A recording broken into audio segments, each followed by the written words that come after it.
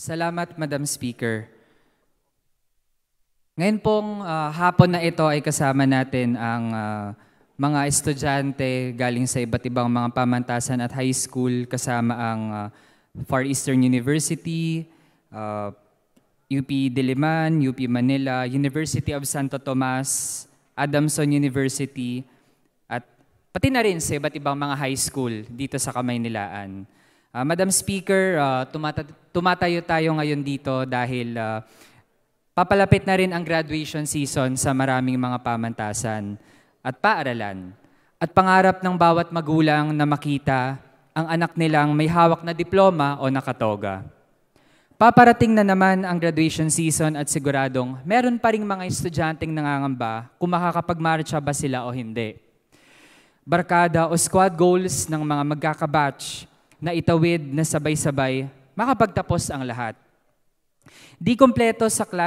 Dapat kompleto sa class picture. Kasi nga, ang mantra ng mga estudyante, walang iwanan. We want to feel good and bid happy goodbyes. Sabi nga sa pambansang batch song, farewell to you my friend, we'll see each other again. At inaasahan nating sa muling pagkikita ay asensado na ang buhay ng isa't isa. Pero sa katunayan, masyadong bihira ang masasayang paghihiwalay at mas malimit, di man natin namamalayan ang sad goodbyes sa ating classmates. Dahil kung merong mga nangangamba kung aabot ba sila sa finish line o hindi, marami ang napatid na sa karera. Madam Speaker, we rise today to discuss the issue of the right to education and lingering concerns on students' rights and welfare. Malinaw na nananatiling pribilehiyo ang edukasyon na natatamasa lamang ng iilan ayon sa makauring katayuan sa lipunan. Taliwas ito sa deklaradong mandato ng gobyerno ng Pilipinas sa ating konstitusyon at ng halos lahat ng bansa sa buong mundo ngayon na tinatangkilik na ang pagiging universal ng edukasyon. Kahit wala mang kukontra sa sentimiento na dapat tinataguyod ng lahat ng gobyerno ang serbisyong pang-edukasyon para sa kanilang mamamayan. Sa kabilang banda naman, debate pa rin hanggang ngayon kung sino lang ba ang dapat at maaaring magkamit ng libre, abot kamay at dekalidad na edukasyon. At ang malupit na realidad na marami ang di na tumutuntong sa classroom bilang estudyante, ito ang tuluyang bumabasag sa matatayog na pangako ng edukasyon sa kasalukuyang panahon. Mapanlinlang na alamat ang sinasabing, ang edukasyon ang pinto sa kinabukasan, the great equalizer, the ladder to success, the ticket to escape from poverty. Because, Madam Speaker, while education is a right, it should not be mythologized as a wonder drug for social ills. Doing so, whether intentionally or otherwise, will mystify the actual origins of mass education. The spread of formal schooling was actually a crusade, but for unholy purposes. Education was open to the masses, not in the spirit of uplifting the lives of many, but for more functional purposes. Bago pa maabot ang kasalukuyang pandaigdigang pagkakaisa na dapat ituring bilang karapatan ng edukasyon, mauuna nang sumulpot ang mga paaralan bilang institusyon ng pagpapaaral sa maramihang bilang ng mamamayan simula noong dulo ng 1800s, lalo na sa mga umaabanteng bansa sa kanluran, kung saan unang umunlad ang kapitalistang industrialisasyon. Mass education first became a norm before becoming a right. In general, it was initiated from the top leadership of nation-states in light of the need of ruling classes across countries to take control of and rear a large population of citizens who are expected to fill in the functions of bureaucracy and the global capitalist system at large and to serve as lifeblood for the modern economy. Ironically, mass education and schooling did not become a norm, nor did it achieve its status as a right, due primarily to a people's movement. In contrast with how working class movements launched into mainstream consciousness and acceptance, the right to decent pay, unionization, proper working hours and conditions. Historically, education is a social project to manage the masses. In the extreme, it is an explicit project to counter any semblance of revolutionary sentiments among oppressed peoples, and to deter the influence of the trade union movement in industrial Europe, for example. The ruling class used the state and the operation of schools to fill in the ideological cracks that past churches could no longer seal, as poor people and the working class launched movements amid brutal economic exploitation and crisis. Before it became a right, education has always been part of a social superstructure aligned with the ruling system, and it is designed to perpetuate such a system. Universities reared the new generation of elites, and schools supplied working-class laborers to be exploited. Ito rin naman ang kasaysayan natin sa Pilipinas. Educational systems were first introduced as a part of Catholic missionary indoctrination during the Spanish colonization. However, this was reserved for the elite only, with very few ilustrados gaining access. The consensus within the Spanish colonial regime was to leave the Indios in ignorance so that the regime could continue to rule with absolute impunity. The American colonization then reintroduced mass educational systems that sought to cover all Filipinos at the basic level as part of their white man's burden. Education that's made for all was necessary so that, despite the eventual Filipinization of the government, the neo-colonial infrastructure would have been set up to ensure the remote command of the United States, even up until now. In our history as a country, education as propagated through schools and institutions has been a colonial, neo-colonial, and often authoritarian tool. Our educational system since then has developed more defined characteristics. Sa kabuuan, ang ating sistema sa edukasyon ay nananatiling kolonyal, komersyalisado at represibo, at mabilis na tumutungo sa pasistang edukasyon. Layunin nitong tumugon sa interes ng mga dayuhang bansa at negosyo sa pamamagitan ng paghubog ng panibagong henerasyon ng mga manggagawang magiging sunod-sunuran at sasahuran ng barat. Ang layunin nito ay sinemento lalo ng mga neoliberal na patakaran, gaya ng di sapat na pagpopondo sa serbisyong panlipunan at privatisasyon ng mga ito, na unang pinatupad sa panahon ng diktadura ni Marcos Sr. bilang kapalit sa pautang ng World Bank at iba pang dayuhang bangko upang tiyakin na tayo ay makakapagbayad utang. Sa bawat rehimeng nagdaan mula noon, lalong binuksan ang sistema ng edukasyon sa kontrol at panghihimasok ng interes ng malalaking negosyo sang-ayon sa labor export policy. Dinisenyo ang sistema ng edukasyon hindi para lubos nating matutunan ang lipunang kinagisnan natin at para baguhin ito, pero para lang makaraos tayo sa lipunang ito. We are only taught the minimum that we need to know, like basic level English, to converse with foreign employers, o Filipino para maging madulas ang daloy ng kalakalan sa buong kapuluan. At iba pang mga kurso at asignatura na tumutugma sa DNA ng sistemang neokolonyal at tutugon sa interes ng iilang nagaharing lokal at dayuhang monopolyo at Panginoong may lupa na may kontrol sa yaman ng bansa. For the sake of analogy, pag-usapan natin ang mga manok at biik. Pinaparami sila, inaalagaan, at minsay binubusog pa. Pinapakain ng pinapakain, pero hindi sila malaya. dahil darating ang panahon, nakakatayin sila at pagkakakitaan. Ayaw natin na ganun ang maging turing sa mga kabataang estudyante.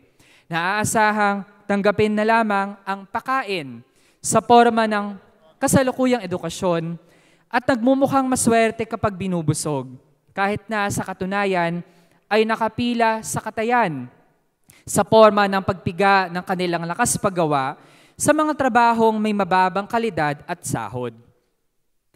Para itaguyod ang ganitong tipo ng edukasyon, ginagamit ang mga represibong mekanismo kasama ang armadong puwersa ng pulis at militar para tiyaking pasibo at supil ang mga estudyante.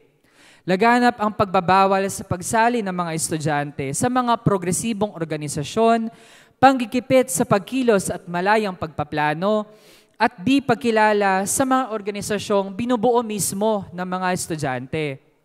Marami ring eskwelahan ang walang konseho na mag-aaral o student council, o di kaya walang kalayaang gumampan ang konseho.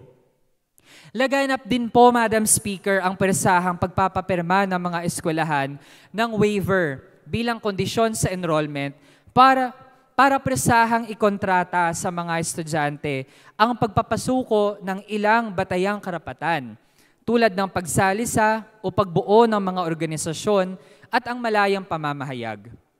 Naiulat din sa atin, trigger warning po, na ultimong pag-commit ng suicide ay pinagbabawal sa waiver na pinapataw ng ilang mga eskwelahan sa kanilang mga estudyanteng may mental health problems.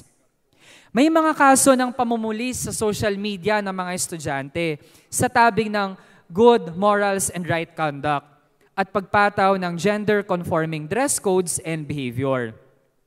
Madalas din ang mga ulat ng arbitraryong pagbabago sa grading policies at pambabaluktot ng due process para sa mga estudyanteng pinapatawag sa Office of Student Affairs. Lahat ng binanggit ay nabibigyang katuwiran ng malulupit na probisyon sa mga student handbook o student manual. Madam Speaker, malamarsyalo na po ang kalagayan sa dumaraming bilang ng mga eskwelahan. Malala ang panganib na dala ng panghihimasok ng militar at ng National Task Force LCAC. Patuloy pa rin hanggang ngayon ang pagsasagawa nila ng mga red tagging forum, lalo na sa National Service Training Program o NSTP. At aktibo sila na lumabas-pasok sa mga campus nang walang binabanggit na sapat na dahilan. Sa mga pinakamalalang kaso, de facto encampment pa nga dahil sa pananatili ng militar sa mga pasilidad sa loob ng campus o pagpoposte nila na parang sila na ang security guard o gwardiya sa mga gate. Kung hindi man gaano nababalitaan ang mga insidenteng ito, bunga na ito ng panggigipit sa campus press. Sa tala ng College Editors Guild of the Philippines o CEGP, ang tanging alyansa ng mga mamamahayag pang-campus sa bansa, mula taong 2010 hanggang 2023, nagkaroon na ng hindi bababa sa 1,120 campus press freedom violations. Napakarami po, Madam Speaker, mula censorship, defunding, admin intervention at iba pa. Tip of the iceberg nga lang talaga ang nangyari sa Tomasino Web, isang media organization sa UST. Mula maliliit hanggang malalaking kaso ng panunupil, at bagamat iba-iba ang mga patakaran ng mga eskwelahan, ang nagtatakda dapat ng standard ay ang Estado mismo. Ngunit nakakadismaya na wala po halos ginagawa ang Commission on Higher Education o CHED hinggil sa mga insidenteng ito. Binabaluktot pa ang konsepto ng academic freedom para bigyang katwiran ang kawalan ng aksyon. Kamakailan lamang, nanumpa bilang dagdag na miyembro ng National Task Force LCAC ang mismong tagapangulo ng CHED, kahit na hindi ito nakasaad sa Executive Order 70 Series of 2018 na lumikha sa NTF-LCAC o kahit sa anumang na isa publikong supplemental order. Ibig sabihin, Madam Speaker, hindi na lamang sa walang ginagawa, pero direktang ahente na ng pag-apak sa academic freedom ng mga paaralan at ng mga sektor sa loob ng mga akademikong institusyon ang mga namumuno sa mga ahensyang pang-edukasyon, ang CHED Chairperson at dati pa naman ang DepEd Secretary. Sa mga panahong gobyerno mismo ang nangunguna sa panunupil sa mga estudyante, inaasahan natin ang tuloy-tuloy na pananalasa ng National Task Force LCAC sa mga campus. Kaya mahalagang tanong, kung ang tipo ba ng edukasyon ngayon sa bansa ay nagbibigay ng dignidad sa bawat estudyante at sa kapwa Pilipino. Kapag sinabi nating karapatan ang edukasyon, ang punto lang ba natin ay basta makatapak sa mga eskwelahan? O di kaya basta magka-diploma para magkatrabaho? Hindi dapat tayo huminto rito. Lalong hindi dapat ibihag ang karapatang makapasok sa eskwelahan kapalit ng lahat ng iba pang karapatang pantao at karapatang nakasaad sa konstitusyon na dapat meron ang bawat mamamayang Pilipino kasama ang mga estudyante para makapag-aral ng mabuti. Ibig sabihin, ang karapatan sa edukasyon ay di lang tungkol sa access, pero tungkol din sa students' rights and welfare, o sa madaling salita, ay STRO. Saklaw ng STRO ang mga karapatan sa dekalidad na pasilidad at serbisyo kaugnay ng pag-aaral, kawalan ng diskriminasyon at abuso sa pag-enroll o pagpasok sa eskwelahan, karapatang mag-organisa at magpahayag, karapatang bumuo ng konseho ng mag-aaral at publikasyon, karapatang makilahok sa pagbubuo ng mga patakaran, karapatan sa impormasyon at kalayaang akademiko. Bungkos ito ng mga batayang demokratikong karapatan na kailangan upang maging posible na makamtan ang ganap na karapatan sa edukasyon na makabayan, siyentipiko at makamasa. Hindi po hinahangad ng advokasya para sa STRO o Students' Rights and Welfare ang simpleng pagpapadali ng buhay ng mga estudyante. Hindi ito hinuhugot sa simpleng katamaran o pag-iinarte. Dahil unawa natin na bahagi at di may aalis na bahagi ng edukasyon ang mga hamon sa pagkatuto at iba pang praktikal na pagsubok na siyang nagbibigay ng mas matitining na aral, higit pa sa mga libro. Pero dapat lang din na maging lapat sa pangangailangan at mga kolektibong layunin ng lipunan ang mga gawain sa edukasyon at hindi lang nakabatay sa inaasam na grado o output para masabing natuto ang mga estudyante. Dagdag dyan, Madam Speaker, walang sariling hiwalay na mundo ang mga estudyante sa lipunang ginagalawan niya. Hindi natin nais ang kabaligtarang sitwasyon na makakamit ang ating mga batayang karapatan o basic rights sa loob ng eskwelahan, pero mawawalan naman ito paglabas natin sa mga campus. Bahagi pa rin naman ang mga eskwelahan ng sistema ng edukasyon na nakaugat sa neokolonyal na mga patakaran at pagkakatali ng ating bansa sa dayuhang kapangyarihan. Kaya ang layon natin sa pagtataguyod ng STRO o Students' Rights and Welfare ay hindi yung makahon ang mga estudyante sa kanilang mga classroom. Dapat maging larangan ang mga eskwelahan para masabak at mahubog ang mga kabataang estudyante sa kanilang tungkulin sa lipunan. Napakalaki ng pakinabang sa bayan kung ang mga eskwelahan ay nagiging sinapupunan ng mga bagong ideya mula sa mga estudyanteng lumulubog sa kalagayan ng kapwa mamamayang Pilipino labas pa sa gate ng kanilang campus.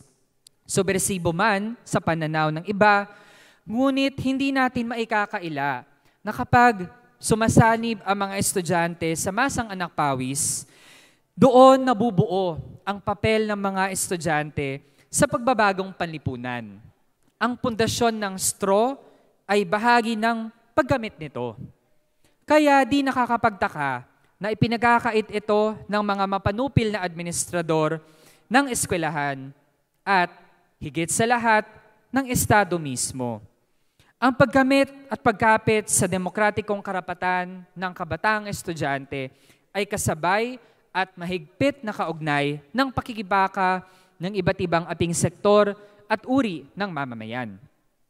Sa pangmatagalan, paano natin maaaring isulong ang straw?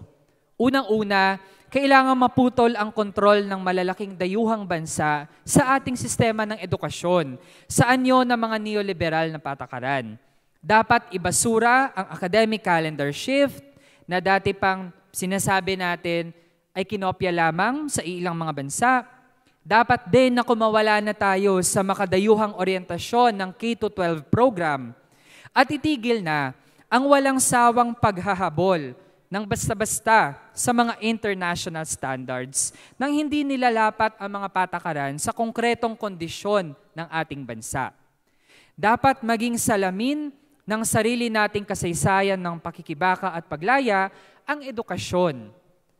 Pangalawa, dapat iwanan na ang output at productivity-based na balangkas ng edukasyon. Hinuhubog dapat ang bagong henerasyon di lang bilang tagapaglikha ng kalakal para sa iilan, kundi tagapaglikha ng kasaysayan. Magagawa lamang ito kung ang ating edukasyon ay nagmumulat sa atin sa mga realidad ng lipunan at nagbibigay linaw sa paano ito lalampasan. Sa halip na ipako ang mga estudyante sa hindi maubos-ubos na listahan ng mga requirement o output sa ilalim ng output-based education na naglalayo sa kanila sa mga tungkulin sa bayan. Pangatlo, kailangan itaguyod ang pampubliko at pangmasang katangian ng edukasyon. Kaya dapat dagdagan ang budget sa edukasyon sa lahat ng antas para tiyakin na ito'y abot kamay at dekalidad. Bago tayo magtapos, Madam Speaker, nais ng kolonyal, komersyalisado at represibong sistema ng edukasyon na gawing kawawang tagapagmana ng kanser sa lipunan ang mga kabataang estudyante. Kaya hamon lagi sa kabataan kung paano muling pangangatawanan ang ating makasaysayang papel tulad ng ginawa ni Bonifacio, Rizal at iba pa bilang mga mag-aaral ng lipunan sa pamamagitan ng pagsanib puwersa sa mas malawak na pakikibaka ng mamamayang anak pawis. Sandata natin ang pagsasapraktika ng kalayaang akademiko at kalayaan sa pag-oorganisa. Mapapaunlad ang kalagayan ng students' rights kapag lalo natin itong ginagamit. Ibig sabihin sa mga panahon na tayo ay sinusupil at gustong tanggalin sa atin ang ating mga demokratikong karapatan, lalo lamang na mapagtitibay natin ang pagtangan sa mga karapatang ito kapag ginagamit natin ito ng kolektibo. Kahit na nandyan ang tuloy-tuloy na banta na kakaharapin ng mga estudyante. Sa graduating class of 2024, na nangangamba sa susunod na mga pagsubok sa buhay, ang mensahe natin, kapit lang. Dahil sa bandang huli, kayo ang magpapasya at kayo ang magsusukat ng inyong mga tagumpay. Nasa inyong mga kamay ang pagbawi sa inyong panlipunang responsibilidad, mga karapatan at kinabukasan. Maraming salamat, Madam Speaker, at magandang hapon sa lahat.